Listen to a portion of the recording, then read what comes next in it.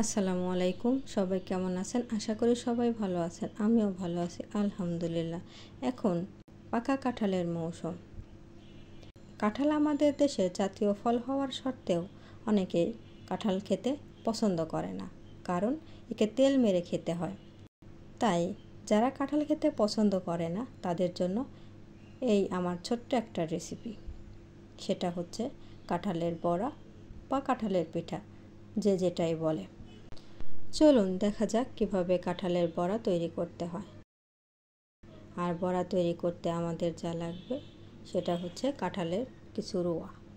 আমি কাঁঠালের কিছু রোয়া নিয়ে নিয়েছি, এটাকে বিচি ছাড়িয়ে নিচ্ছি।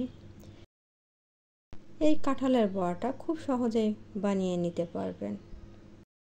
বিচি ছাড়ানো হয়ে গেলে এটাকে আমি একটা ব্লেন্ডারের মধ্যে দিয়ে দিচ্ছি, এটার পিউরি বের করার জন্য। আমার পিউরিটা হয়ে গেছে। এবার আমি কাঁঠালের পিউরিটা একটা বলে নিয়ে নিলাম। এর মধ্যে দিয়ে দিলাম 2 কাপ আতপ চাউলের গুঁড়া, 1 কাপ ময়দা,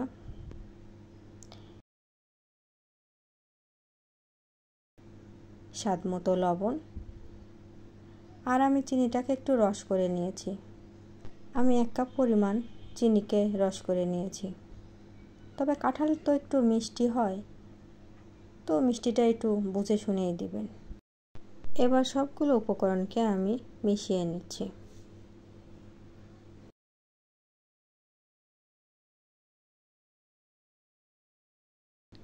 এবার আমি হাতের সাহায্যে ভালো করে মুথে নিচ্ছি।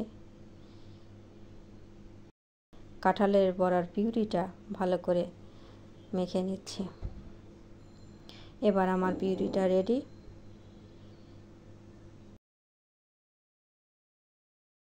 এবার আমি চুলায় প্যান বসিয়ে দিলাম, প্যানে তেল ঢেলে দিলাম।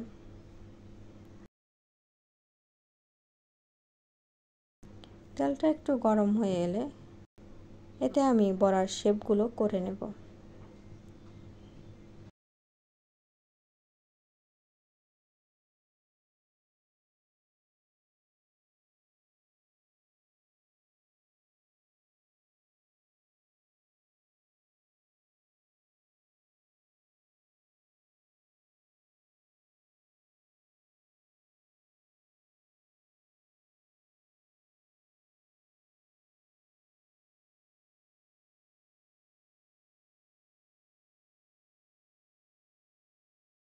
এবার আমার বড়াগুলো দেওয়া হয়ে গেছে। এবার 1 মিনিট পর এটাকে আমি উল্টে দেব। দেখুন ব্রাউন কালার হয়ে গেছে। 2 পাশটাকে ভালো করে ভেজে নেব। অবশ্যই এটা মিডিয়াম আঁচে ভাজতে হবে, কারণ চুলাটা হাই ফ্লেমে থাকলে বড়াটা পুড়ে যাবে, ওটা খেতে ভালো লাগবে না, তিতো হয়ে যাবে। তাই চুলার আঁচটা মিডিয়াম আঁচেই রাখতে হবে। বড়াটাকে আমি উল্টে পাল্টে ভেজে নিচ্ছি। এটা বানাইতে খুব একটা সময় লাগে না। এটা বিকালের নাস্তা হিসাবেও দিতে পারেন এবং সবাই খেতে পছন্দ করবে। আপনারা সবাই বাসায় ট্রাই করবেন। কার বড়াটা কেমন হলো আমাকে কমেন্টের মাধ্যমে জানাবেন। আমারটা তো অনেক ভালো হয়েছে, দেখতে অনেক লোভনীয় মনে হচ্ছে। ভাজতে ভাজতে 2-1টা খেয়েও নিয়েছি আমি, অনেক মজা হয়েছে। আর আমার ভিডিওটা কেমন হয়েছে সবাই আমাকে জানাবেন এবং আমার পেজটাকে আপনারা ফলো দিয়ে রাখবেন।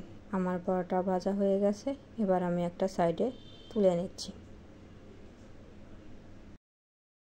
বাসায় মেহমান এলে এটাকে ঝটপট আপনি বানিয়ে নিতে পারবেন। মেহমান খেয়ে অনেক প্রশংসা করবে আপনার।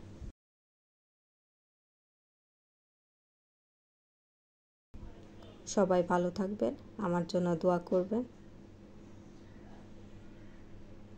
আল্লাহ হাফেজ।